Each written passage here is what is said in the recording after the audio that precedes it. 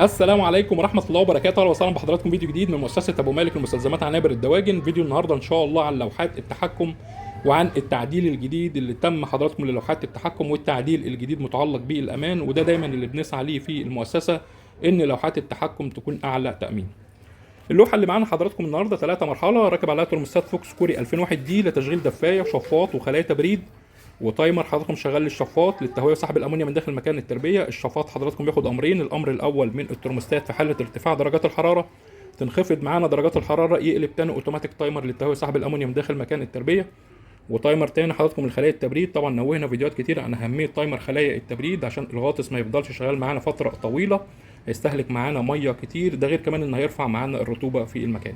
لكن في وجود تايمر بتظبط حضرتك الوقت التشغيل وقت الفصل، وعن تجربه افضل وقت بتظبط بيه تايمر خلايا التبريد بيكون دقيقه تشغيل و5 دقائق ايقاف. دقيقه تشغيل الورق بيتغرق ميه تماما، بعد كده بيفصل مش بيجف قبل 5 دقائق، يعني افضل وقت تظبط بيه تايمر خلايا التبريد دقيقه تشغيل 5 دقائق ايقاف. ومعانا لمبه لقراءه الفولت، حابين ننوه عن اهميه لمبه قراءه الفولت. لمبه قراءه الفولت حضراتكم بتكون راكبه مش منظر، لا بتكون راكبه عشان حضرتك تراقب عليها الكهرباء، لان لو الكهرباء عند حضرتك ضعفت او ارتفعت في المكان بتاثر عند حضرتك على الاجهزه، ان كانت الشفاطات ان كانت الهياتر الدفايات، وكمان بتاثر على المكونات الداخليه. يعني حضرتك لازم تراقب الكهرباء على صل على محمد. صل على محمد. صل على ومفتاح تاني حضراتكم راكب للطوارئ. بنشوف حضراتكم اللوحة من الداخل، وبنشوف التعديل الجديد اللي تم معانا في اللوحة ديت، وهيتم كمان في لوحات التحكم. طبعا حضراتكم الفترة الأخيرة كان في شكاوي كتير من العملاء بخصوص كوندكتور الدفاية، فالتعديل الجديد حضراتكم تم على كوندكتور الدفاية، وهو إن كوندكتور الدفاية هيركب له مفتاح قاطع منفصل لوحده. معانا هنا حضراتكم الكوندكتور الدفايه 22 امبير كوري داكو اصلي، متوصل بسلك سويدي اصلي 4 مللي، راكب عليه مفتاح هونداي كوري اصلي 16 امبير. طيب انا مركب هنا مفتاح كوري 16 امبير، والكوندكتور هنا كوري 22 امبير، يعني في فايت 6 امبير. بالفعل هو ده المطلوب، لان لو حضرتك استخدمت ال 16 امبير معانا المفتاح هنا هيفصل، معنى كده ان حضرتك استخدمت 16 امبير فمعانا فايد 6 امبير، فهنا انا بريح معايا الكوندكتور ما يكونش عليه حمل تقيل، وبالتالي هيدينا عمر افتراضي اطول، وبالتالي ده التامين اللي نوهنا عنه. لان لو حضرتك حملت عن قدره الكوندكتور، وده اللي كان بيحصل معانا ان السلوك بتسيح، ولا قدر الله كان ممكن يحصل حريق في المكان.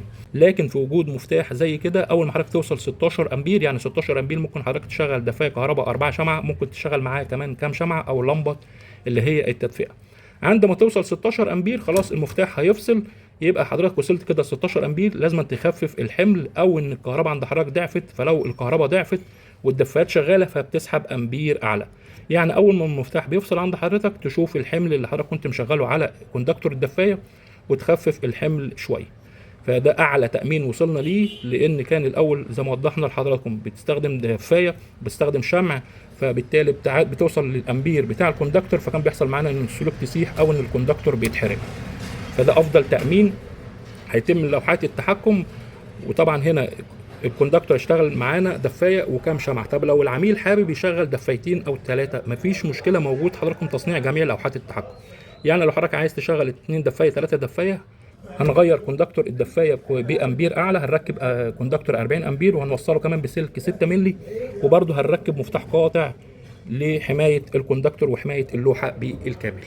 حابب اوضح حاجه كمان حضراتكم بخصوص لوحات التحكم في المؤسسه، مش بيكون بشكل عشوائي، لازم بسال حضرتك هتشغل ايه على اللوحه، كمان الاحمال اللي هتشتغل على اللوحه بناء عليه بركب الكوندكتورات اللي تشيل الحمل، وبناء عليه كمان بركب السلك اللي يشيل الحمل، بناء عليه كمان بركب مفتاح قاطع عمومي رئيسي على قد الحمل، عشان لا قدر الله لو في اي مشكله المفتاح يفصل معانا.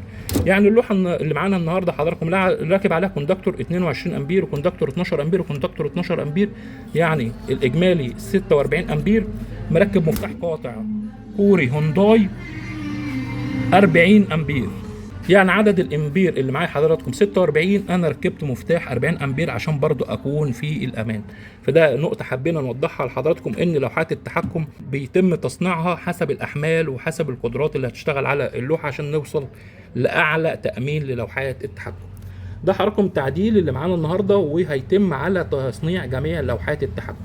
كمان حابين نوضح حاجه، تصنيع لوحات التحكم حضراتكم اللي بيتم في المؤسسه بالكامل بتكون كوري بالكامل من الخارج ومن الداخل، وبيكون عليها ضمان مدى الحياه، ضمان فعلي. يعني حضرتك المؤسسه مسؤوله عن لوحه التحكم بالمكونات الداخليه والخارجيه، حصل اي عطله حضرتك تتواصل معانا في دعم فني قوي بيتواصل مع حضرتك بيحل المشكله. لو ما اتحلتش المشكله بتبعت حضرتك اللوحه في اسرع وقت شحن، بيتم صيانتها تاني بالكامل. وده حضراتكم ضمان فعلي على اللوحه بالكامل. يعني حضرتك بتشتري اللوحه مره واحده والمؤسسه مسؤوله عنها بالكامل، سواء المكونات الداخليه او المكونات الخارجيه. اللوحه اللي معانا حضراتكم النهارده 3 مرحله، راكب عليها ريلي لفصل مرحله التبريد، كوندكتور الدفايه كوندكتور كوري داكو 22 امبير متوصل بسلك سويدي اصلي 4 مللي. كوندكتور الشفاط كوندكتور كوري داكو اصلي 12 امبير متوصل بسلك سويدي اصلي 2 مللي. كوندكتور خلايا التبريد كوندكتور كوري داكو اصل 12 امبير متوصل بسلك 2 مللي. وسلك الرئيسي حضراتكم اللي متجمع عليه اللوحه بالكامل سلك 4 مللي سويدي اصلي متوصل على مفتاح كوري هونداي 40 صل على محمد، صل على محمد، صل على 40 امبير مفتاح ثنائي زي ما واضح امام حضراتكم. يعني حضراتكم تصنيع لوحات التحكم بيتم باعلى خامات موجوده في السوق ان شاء الله، كوري بالكامل. بنشوف طريقه التوصيل من على اليمين، هيكون توصيل الدفايه. طبعا هنا المفتاح القاطع اللي راكب على كوندكتور الدفايه هتوصل هنا الكهرباء، والروزيتا هتوصل هنا الارضي، وبعد كده توصيل الشفاط، وبعد كده توصيل خلايا التبريد، واخر حاجه معانا دخول الكهرباء العمومي. وهنا طبعا حضراتكم حساس الكوري اللي ستانلس زي ما واضح امام حضراتكم، بيكون دقيق جدا في قراءه درجات الحراره، تقدر تعتمد عليه بشكل كبير في تظبيط درجات الحراره سواء صيف او شتاء. وهنا طبعا بعد ما طولنا سلك الحساس. طبعا حضراتكم بنسعى دايما في المؤسسه ان نحقق اعلى تامين للوحات التحكم، لان فاهمين كويس جدا ان العميل بيكون سايب المكان التربيه فتره طويله، ومعتمد ان اللوحه بتظبط درجات الحراره اوتوماتيك سواء صيف او شتاء. فلازم نحقق اعلى تامين، لان لا قدر الله في اي خلل ممكن لا قدر الله يحصل ماس او يحصل حريق في المكان. يوجد بفضل الله تصنيع جميع لوحات التحكم الغرف المنزليه لعنابر الدواجن كهرباء 220 وكهرباء 3 فاز. وزي ما وضحنا لحضراتكم جميع لوحات التحكم عليها ضمان مدى الحياه، يعني حضرتك بتشتري اللوحه مره واحده، بعد كده المؤسسه مسؤوله عن جميع القطع اللي في لوحات التحكم سواء الداخليه او الخارجيه. حصل اي عطل تواصل معانا وهيتم حل المشكله ان شاء الله بدون اي تكلفه نهائي ان شاء الله. والدعم الفني حضراتكم والصيانه والمتابعه بتكون مجانا ما بعد البيع. عنوان المؤسسه حضراتكم في عزبه العجانه مدينه نصر القاهره، ويوجد شحن لجميع المحافظات. شكرا والسلام عليكم ورحمه الله وبركاته.